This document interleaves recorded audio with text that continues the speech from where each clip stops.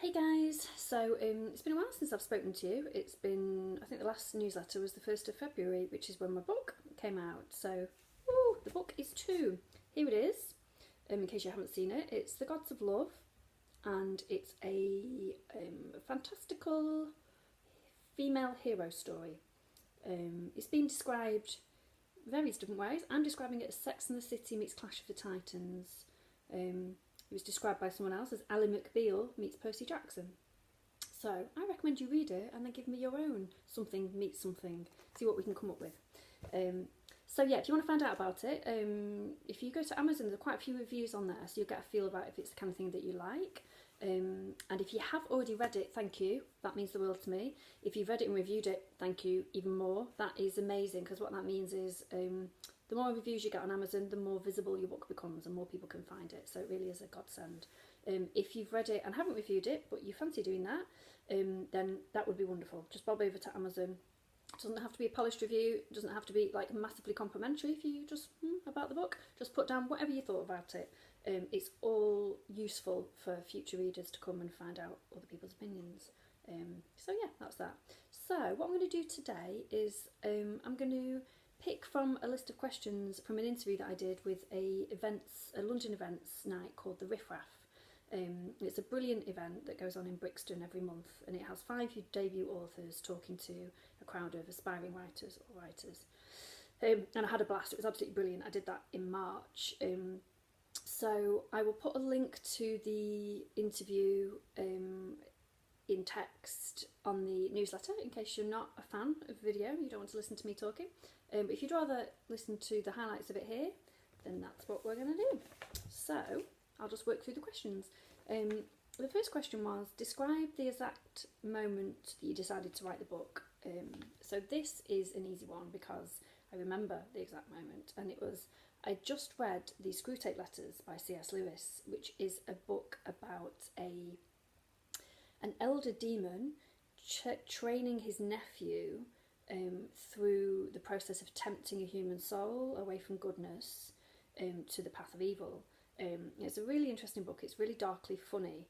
But what struck me about the book was how everyday and slightly mundane, really, the things that tempted someone away to the dark side were. The whole thing is for these demons to tempt the mortal to who they call our Father, which is Satan, and away from the enemy, which is God. So I finished the book and I thought, I want to do that, but about love. I've always been really interested in why we make the decisions we make about romantic relationships, and how a lot of it is going on sort of seemingly feels beyond our control or beyond our knowledge even. So I knew that I had to do this. So then all I had to do was work out, well, who were going to be my characters, who's going to represent good, positive, healthy love, and who was going to represent bad romance. I quickly decided that Eros would be the ideal figure to represent pure love. And then I did a bit of digging and I found out that Eros actually has a younger brother. He's called Antiros, and he's dark, where Eros is golden, slight, has butterfly wings, unlike Eros, who is bigger and has bird's wings, or kind of angel wings. And more importantly, no one's really ever heard of him. So he's written about in myths, but very, very barely. And certainly probably most general readers haven't heard of him. So I thought, well, that's interesting. To the point where actually there's a statue in Piccadilly in London that everybody thinks is of Eros, but it's not. It's meant to be Anti-Eros. And Anti-Eros is actually supposed to be the god of love returned, and also the avenger of love scorned or love spurned. So I thought, okay, what would it do to a god who is busy making these love matches with his older brother, but no one's ever heard of him? Everybody worships Eros. No one's even mentioned Anti-Eros. All these mortals completely disregard him whilst writing stories about his brother. And also part of his job is actually to punish mortals. What if he got a little bit too fond of the punishing part and decided that actually he didn't want to make mortals happy after all? He wanted to take revenge for the fact that they ignored him. So that was the basis of my plot. And then it was just a case of working out how that was going to work, what kind of a story it was going to be, and who was going to be fighting Anteros. So you'll have to read the book to find out more. Next question is, what do you wish you'd known before you started writing? That's a bit of a tricky one, because I do think that we find out the things we find out when we need to find them out. So I don't think you can tell somebody something yet they have to learn it. As you know, we learn something by doing, really. Somebody telling us something, you can easily disregard it. But what I think the most important thing is, it's messy. Your first draft will be really, really messy. It won't make any sense. It won't be what you wanted it to be, this perfect idea you had in your head. And that's okay. And actually, most of writing is like that. You have to get used to the mess. You have to get used to things not being right, because it's all a work in progress until right at the end when you finish it and it's polished and wonderful and it's going off to print. But up until then, it's all a bit like when you rearrange furniture in a room and you get halfway through and everything's a mess and you go, oh God, what am I doing? Why did I start this? And you just have to push on and get everything back in its right place, and then everything's transformed and wonderful. But most of it is just moving things around and things being quite a mess, so I like to compare it to that.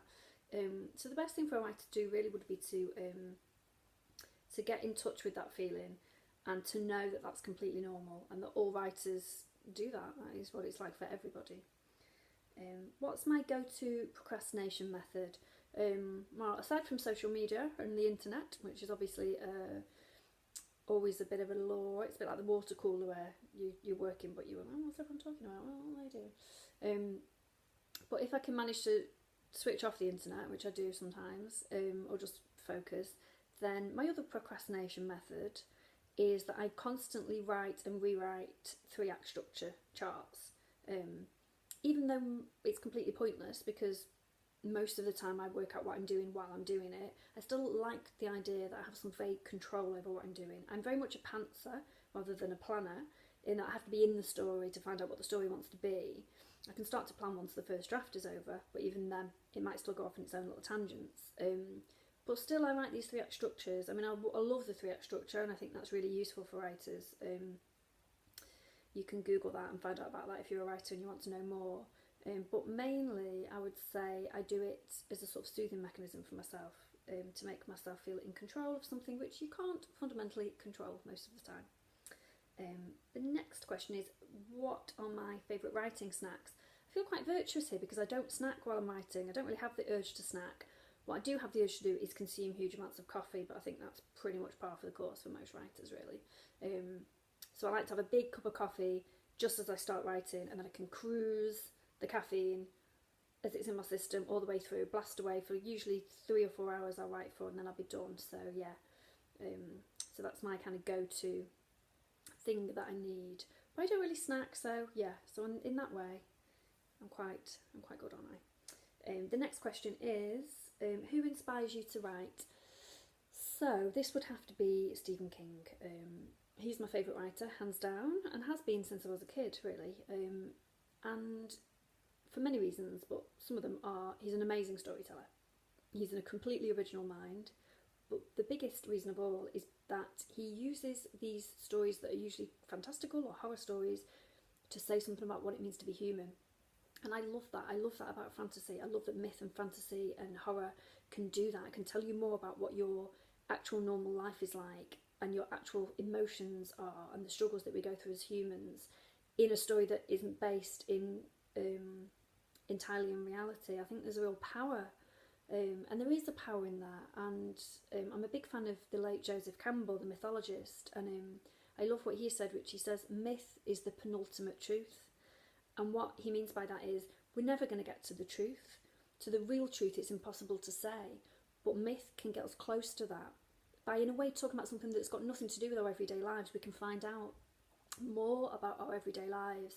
And I think, in some way, that is what I've tried to do with the Gods of Love. Definitely those influences have come into play. And in a very Joseph Campbell style, it is a female hero story, a hero journey, which is what Joseph Campbell was big on. So yeah, books that changed me, or the book that changed me. The books that changed me were, going back to the first question, by C.S. Lewis, but these were the Narnia books, so beginning with The Lion, the Witch and the Wardrobe. I loved them. I went to Hill Green Library in Stockport, sat on those little chairs and just read my little heart out. I loved those books. But it wasn't until the last book, The Last Battle, that I realised that Aslan was meant to be a Jesus symbol. And it just blew my socks off. I absolutely loved that you could do that as a writer. I'd grown up in Catholic schools and going to church, so I was familiar with the mythology around Catholicism. But as a writer, or as, I suppose as an aspiring writer even back then, certainly an avid reader, I was blown away that he could layer this message in these children's stories that could be found out if you were so inclined to realise that that's what he was doing. But you could also just read them as age-old good versus evil, fantastical morality tale, of which there were many of those kind of things. That changed me, I think, because I started to understand the power of story. And again, I think that's something that has come into play with my debut. Okay, last question is, what piece of advice would you give to aspiring writers? There's so much, and yet writing is so particular that we all have to find our own way, that's for sure. But what I would say is, number one, I've got two pieces. Number one is always write what you love. You need to go where your enthusiasm is and where your joy is. So not the things, find out what you love. Find out the books that you genuinely love, not the books that you have on your shelf to impress people when they come round. Not the books you'd like to read but you don't want to read. Not the books you like to tell other people about. The books you genuinely, from the bottom of your heart, adore. They tell you something about where your joy and where your enthusiasm is. The same for films, the same for any kind of culture. Be honest with yourself about what you love and then write from that place, because that kind of enthusiasm and joy is the thing that will drive you through, that will keep you going through all the rejections, through all the hard times, through all of it. If you love what you're doing and you're expanding your world in a place, something that you're obsessed with anyway, then you can't go wrong. Whereas the opposite of that would be, say, trying to write for the market or trying to write the kind of thing you think you should write that will impress other people. It would become a very hollow exercise for you, I think that, or it certainly would for me. So yeah, first is write what you love. And the second is trying to keep your drama on the page. This is something that's kind of occurred to me over the last few years, really. Perhaps even before I started writing this book, so a good few years ago, maybe 10 years ago. But it seems to me that writers, we like to get involved in quite troublesome, complex situations with people sometimes because we like to solve puzzles and we think we can solve puzzles. I would say you want to have a nice, steady, joyful, stable life as much as you are in control of that. Not getting involved in other people's business, not trying to solve other people's lives for them. If you want to write, get your attention on the page and get all of that drama out on the page, because you've only got a certain amount of energy and that energy is best spent ploughing it into your fiction or non-fiction, not in trying to correct other people's lives or save them or solve them. So yeah, get your life drama free and get all the drama onto the page. That would be my advice. Okay, so that's it, we're done. So those are the questions. I'll put the link in the newsletter, so if you want to read this, you can. There's a couple more questions on there that shed a little bit more insight into the writing of the book. But other than that, I'll probably do another video next month. So if you want to ask me any questions or you want to say hello, then you can find me on Twitter. So it's at Nicola Mostyn on Twitter. It's Nicola Mostyn Author on Facebook. Or you can email me at nicolamostyn@gmail.com. And I'll look forward to seeing you again next month. Take care and have a lovely month. Bye bye.